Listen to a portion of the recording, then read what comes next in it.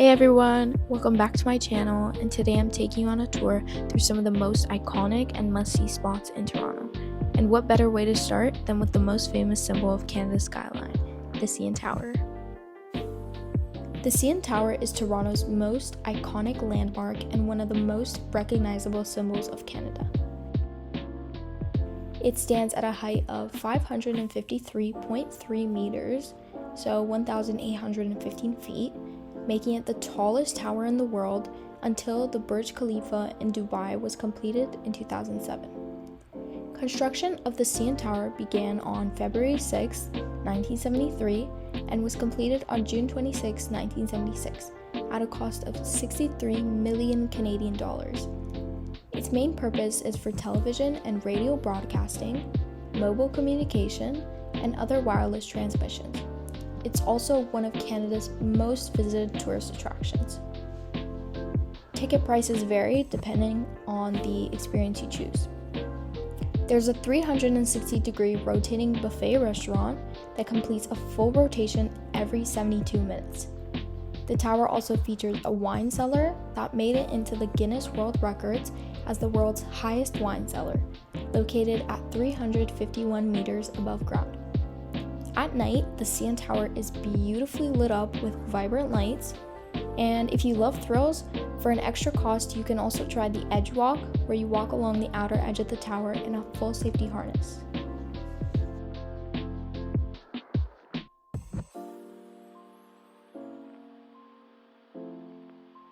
Ripley's Aquarium is one of the most visited attractions in Toronto. Located right next to the CN Tower, just a few dozen meters away, Ripley's Aquarium is open every single day, 365 days a year. Ticket prices range from $12.50 to $44, depending on age, and children under 2 can enter for free.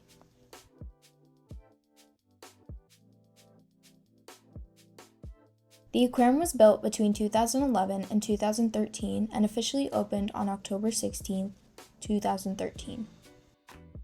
The construction cost was about 130 million Canadian dollars.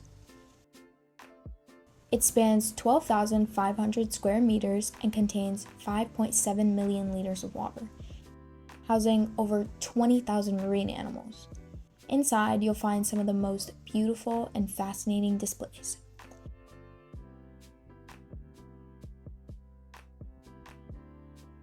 Ripley's features 9 galleries, but my personal favorite is the underwater tunnel, where you walk through a glass passage while sharks and other sea creatures swim right over your head. Another stunning area is the jellyfish section. Lit up with glowing lights, it's truly mesmerizing to look at.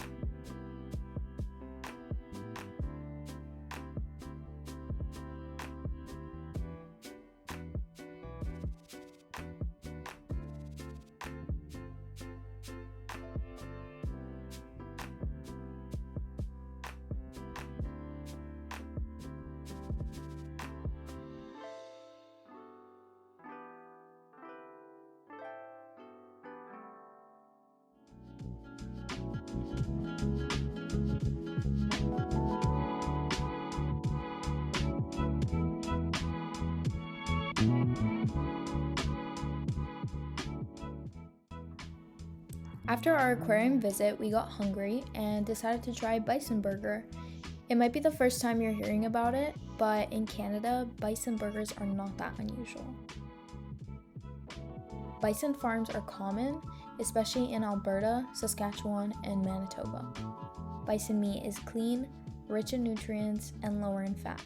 The horns are used in soaps and cosmetics, and the leather is crafted into all sorts of products. And overall, it was really good. 10 out of 10.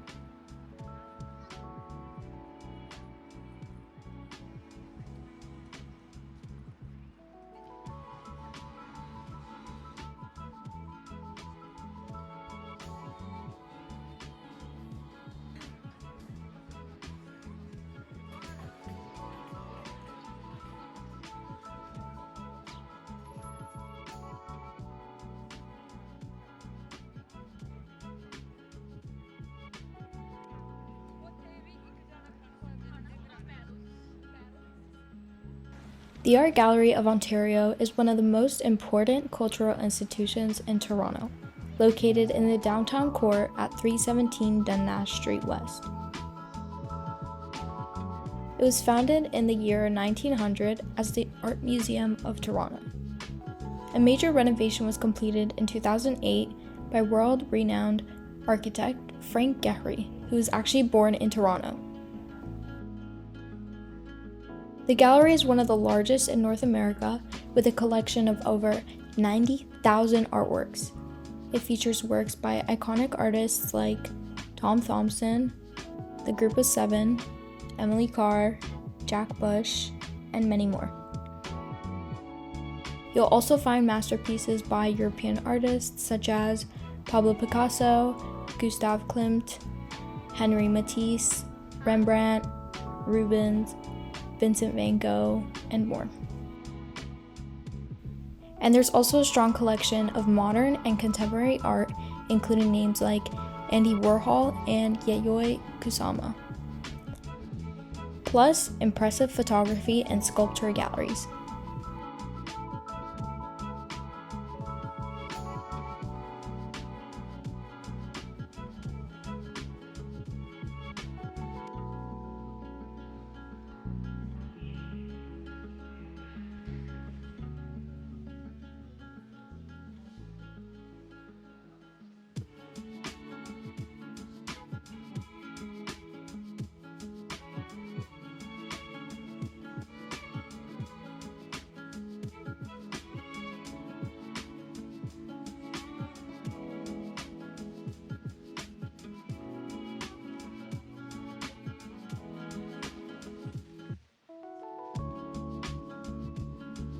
The Art Gallery of Ontario is closed on Mondays, but open Tuesday through Sunday. General admission is $30, but visitors under 25 can get in for free. You just have to register online.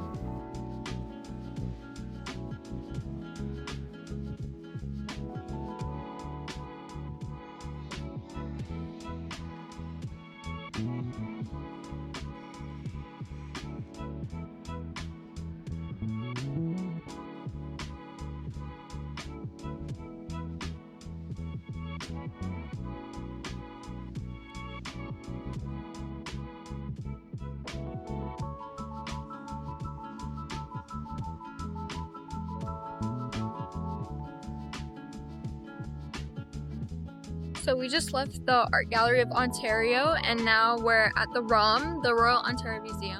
The Royal Ontario Museum is another one of Toronto's top cultural destinations. Located at 100 Queen's Park, right beside the University of Toronto, it's easily accessible via the museum subway station. Founded in 1912 and opened in 1914, ROM is one of Canada's largest museums. In 2007, it underwent a massive redesign by architect Daniel Libeskind. The new crystal structure became a modern architectural symbol for the museum.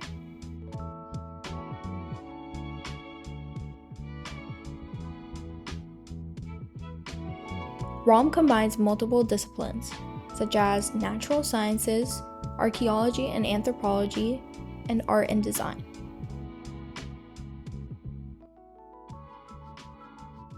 Some notable exhibits include the Dinosaur Gallery with real dinosaur skeletons, the Egyptian mummies, real mummies and tombs, the Bishop White Gallery with Chinese Buddhist art, and the Gallery of Gems and Gold, an incredible collection of minerals, gemstones, and gold.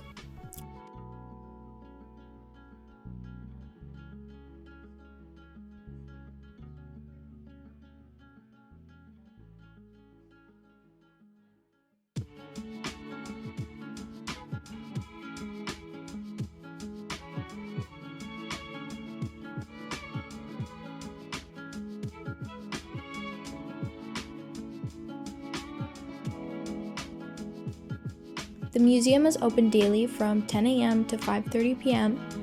and general admission for adults is $26 Canadian, and kids under 3 can enter for free.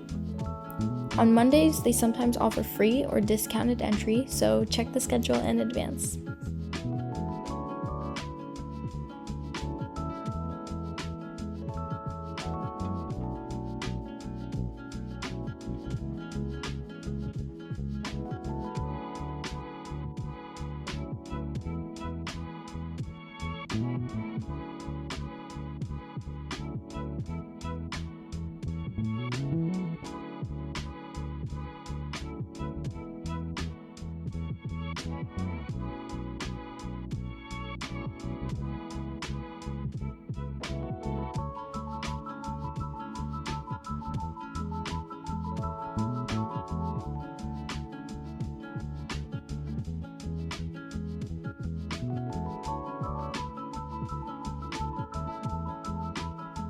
Hey guys, we're at Hyde Park right now at the Cherry Blossom Watch.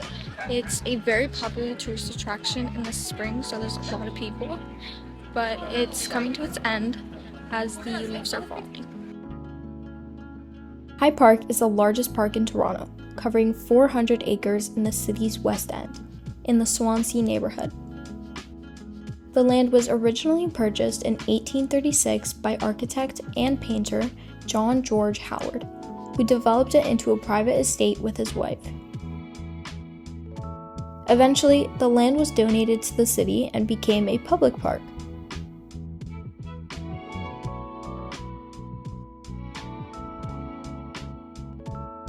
Main attractions include the Hyde Park Zoo, which was established in 1893. It's a small free zoo that houses animals like bison, llamas, capybaras, goats, and more. Then there's the Colborne Lodge, the historic home of John Howard, which is now a museum, and the cherry blossoms. In April and May, the park fills with blooming Japanese cherry trees, drawing crowds of locals and tourists alike. There are also several cafes in the park where you can grab a bite when you get hungry. The best times to visit are in spring, so April to June if you want to see the cherry blossoms, or autumn, September to November for the fall colors.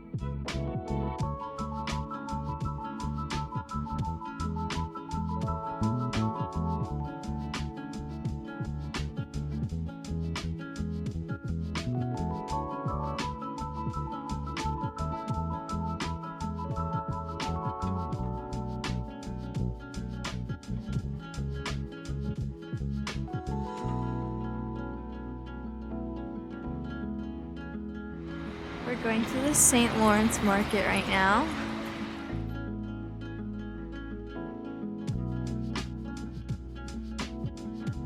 So we're at the St. Lawrence Farmers Market right now. This is what it looks like. So let's go and see.